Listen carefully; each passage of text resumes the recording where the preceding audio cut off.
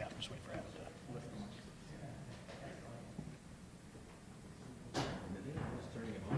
No, we're going to keep it on. We'll turn it off. So when they get questions, we have to make sure to turn it off. When they're asking questions.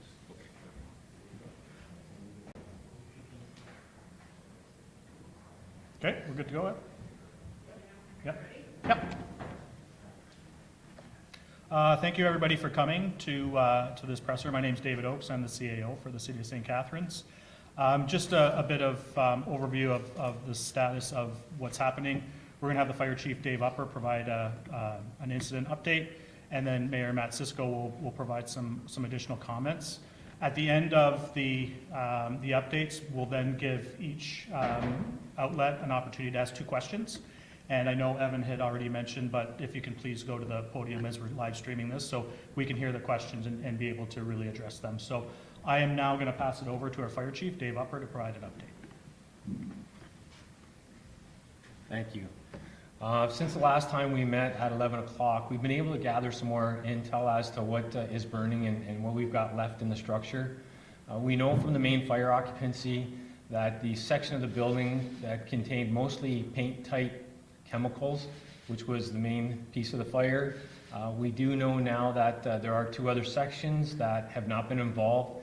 There's a lot of aerosols in the one section of the building, and then on the other section of the building, there's another chemical that we're looking to take care of. It's called parasitic. So that there is a bit of a concern because if it gets heated up, it is toxic and can explode. So crews are working to make sure that we cut that off. On the adjacent building, on the east exposure, we've had fire move into the roof, and then some of the contents in the building, we've been able to make entry into the building to see that there is some racking and shelving, and so there's contents there that are burning. So it's not just the structure, but we have contents now on fire in there. We've had a partial collapse to that building, which has made it challenging to put the fire out there. So crews are continuing their suppression operations. From the hazardous material perspective, the Ministry of Environment is now on scene. They are now doing the air quality monitoring, which has been super helpful to know what how our atmosphere is and what we're working in. We've got a hazardous material company has launched their boat in the lake and has deployed an absorbent sock. They've also got a vac truck, so we are vacuuming up any of the runoff that's going into the water system. So we're good there. We also have the Ministry of Labor is coming in on scene, TSSA is coming in on scene, and then the Office of the Fire Marshal is en route as well. The one victim was transported to St. Catharines General Hospital but has now been moved to Sunnybrook, and so we don't know the status of the patient, we just know that they've been moved to the burn unit there.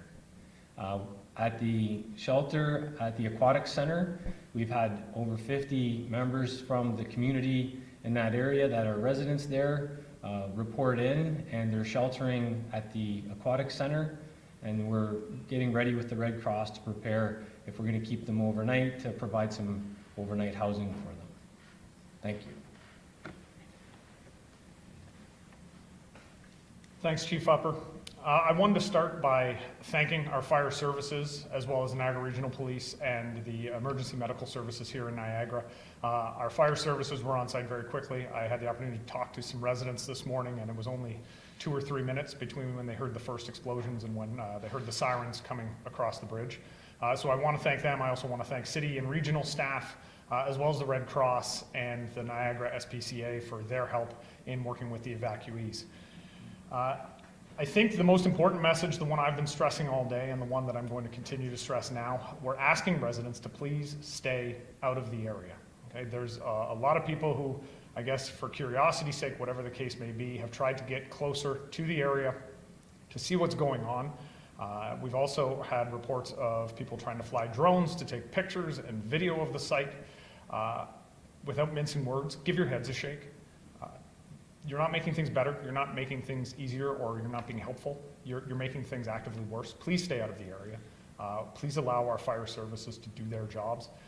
They are working very diligently right now on behalf of the City of St. Catharines. We know we're going to have more updates as the day goes on, but we're hopeful that fire services is going to be able to get control over this in the very short term and be able to allow residents to go home. We don't know if that will be possible yet, but we are going to have updates later on today. But again, to all residents and anybody who's in the surrounding area, please stay away from the site and allow fire services to do their work. At this time, we'll be willing to take questions, as has been mentioned, and I'll step back. Most technical questions will be handled by the fire chief. Thanks.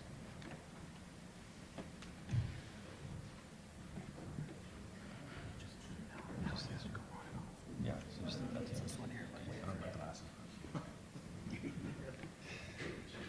So can you just give us an idea of how, if you've been able to get some sort of control over the fire, or I mean, obviously it's still burning?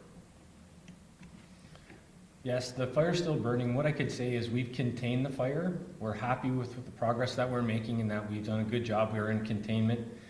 Can we say it's under control? No, we still see that there's material burning. We still see open flame, but we've contained it. So we're in a good spot. The thing I was going to ask, you mentioned there's that one section of the building that is a parasitic, I guess, substance that could be toxic if it gets heated. Can you tell me a little bit more about what that substance is and how close the fire is to that section of the building? Yeah, we're working with the owner to make sure that that substance is not involved. It's not close. There's 5 bays to this building. So the bay that is involved is the middle section, so you could say the 3rd bay in the center of the occupancy. And then these chemicals are on the far bay on the 5th bay. So we do have some room there. We've got some crews, so we're not concerned, but we want to make sure that we're containing the fire and holding it back, and we're not allowing it to move in that direction. What can you tell us about the substance? Yeah, we don't know a whole lot about it, so I can't comment. I think the thing is it's not just one substance, there's a whole bunch. So trying to say, it's one chemical, we can't do that. They process many chemicals, and so that's one of the challenges here, is that we're not just dealing with one chemical. We've got quite a few that we're trying to figure out how we're going to mitigate it.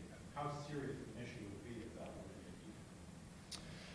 Yeah, obviously we've checked our isolation distances and we've moved all the residents out. We don't think that right now that there's anything in serious jeopardy because we've been able to contain it. The winds aren't pushing it anywhere. It's not a wind-driven fire. And so we don't have a concern there. If it was to get heated up, again, we're working with the Canada Spills Action Centre, we're working with the Ministry of Environment, with the owner to try to determine what that would look like if we ended up losing control of this. But like I said, we've got it contained, and so we're happy with where we are right now. Hi, Chief. Brittany Roseman, Police Toronto. I just want to get a sense of if you have any more information on the circumstances leading up to the explosion. I know you mentioned that one employee was taken to hospital in critical condition.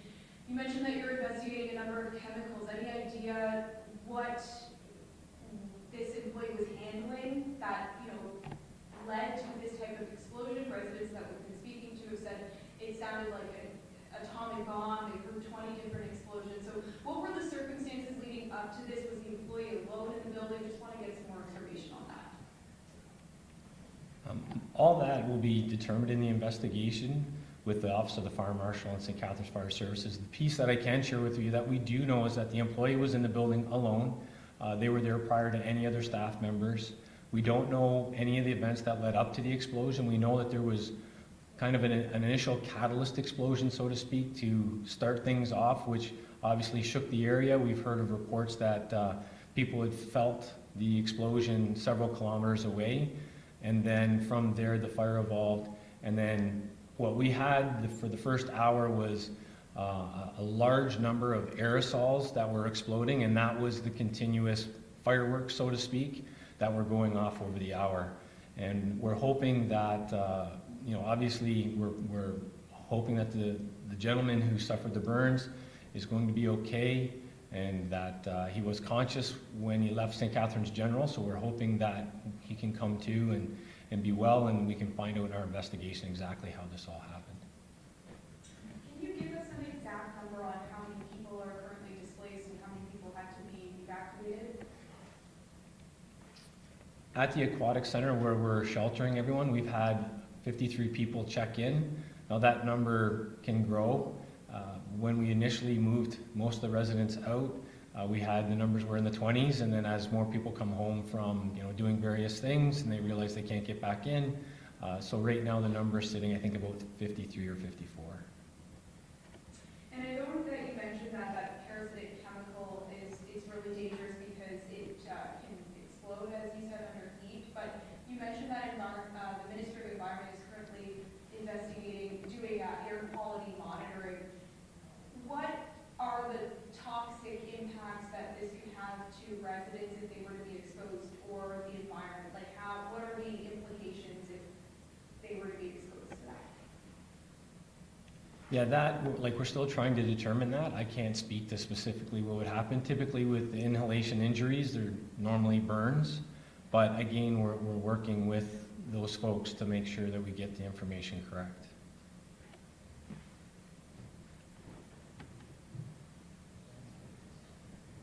Hi, Alan from the Standard. Have you considered bringing in mutual aid from other community fire departments, or? Right now, with the containment, we're happy to keep the crews and just keep rotating staff through the scene. And so we have not reached out to any of our partners from mutual aid. The only thing that we have done is we reached out to the town of Lincoln. They have a rehab unit which has joined us on scene. It allows us just to get staff out of the elements and a place to sit down for a few minutes while we rotate crews through the scene. The Ministry of Environment, have they been able to give you any information about air quality in the area? Is there any chemicals currently in the area, or?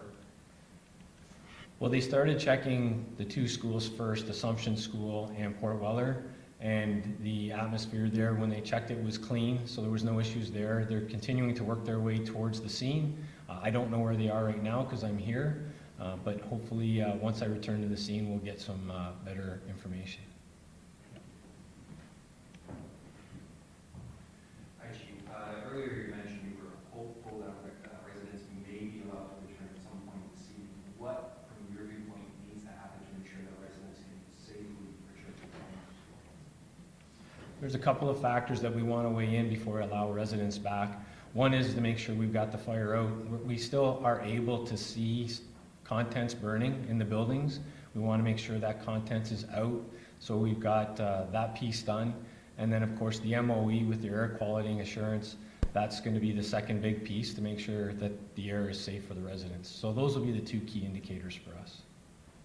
And again, if you don't mind, can you clarify the section of the building where this happened, the types of chemicals that were stored there, and the fire explosion and the risk they pose? Well, in the middle of the section of the building, the owner indicated that they were storing and processing all of their paints, and that was the piece. And I don't know how the explosion happened, but that was the section that was initially involved. Just on the point of numbers, how many trucks, how many staff do you have on site, and how long do you anticipate having that number of staff and trucks on site? In the initial response, we had 4 pumps, the 2 aerials, and the rescue, but once they realized, they upgraded the alarm, so we had 6 pumps on scene, the 2 aerials, the rescue. When we did a count of staff on scene for accountability, we had 30 members. That's not inclusive of Niagara Regional Police and the EMS. They also responded to the scene and had a fairly robust response. So staffing numbers from fire would be at 30, police and EMS were probably pushing 50.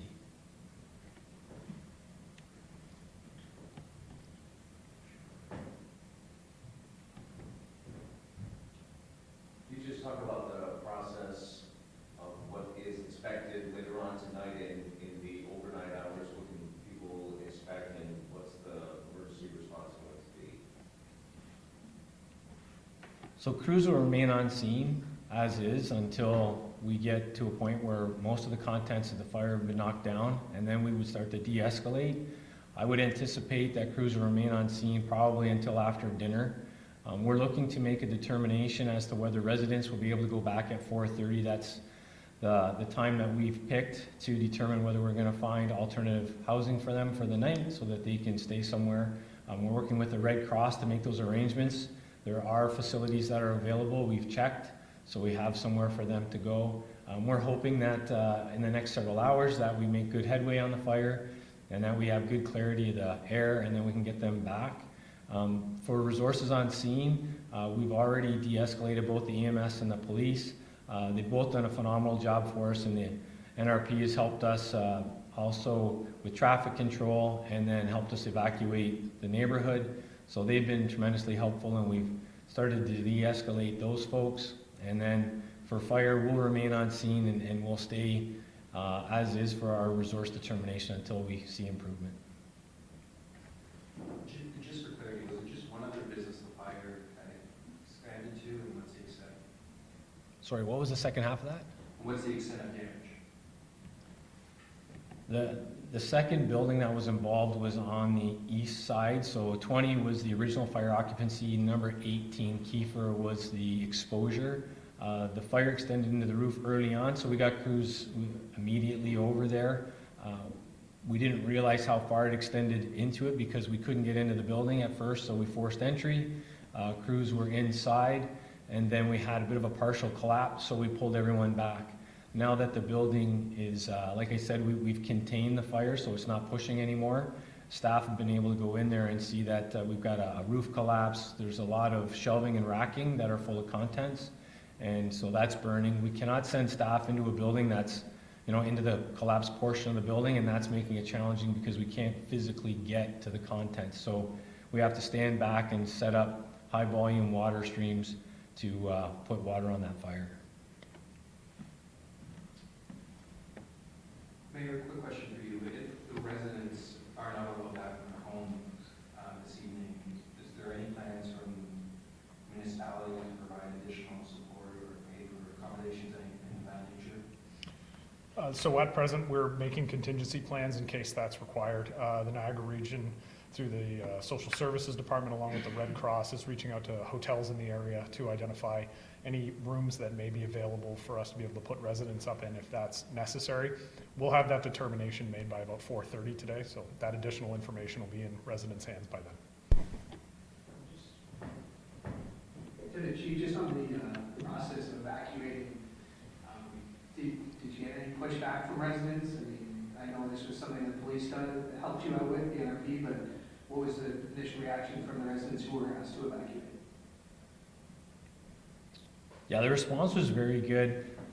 It's always humbling and makes you very proud of your service. I know Police Chief Brian McCullough will be proud of his staff too, how everyone comes together when we see an event of significant size like this.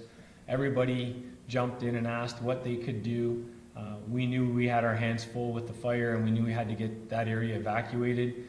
And the staff from the NRP rallied the troops very quickly for us. They assembled incredibly fast. And the residents, we went door to door, and the residents were more than willing to move. And then once we had coordinated with the city staff that they were to go to the Aquana Center, they moved there. In our town hall meeting, the citizens from that neighborhood were very thankful at how quickly, they were surprised at how quickly everybody responded. And so they showed a lot of gratitude to both the police service and fire for the quick work that they had done.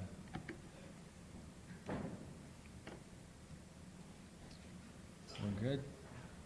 Okay. Thanks, everybody. So thanks, everybody. We will continue to provide updates on the city website and through our social media with St. Catharines Fire as well as the City of St. Catharines. We haven't yet determined if we're going to have another presser like this, but that'll come out in due course, and through our communication channels, we'll keep you posted. So thank you very much, everyone. Just a reminder, if you can sign the sheet, if you haven't, we'll send any media releases direct to you. So if you can fill out your email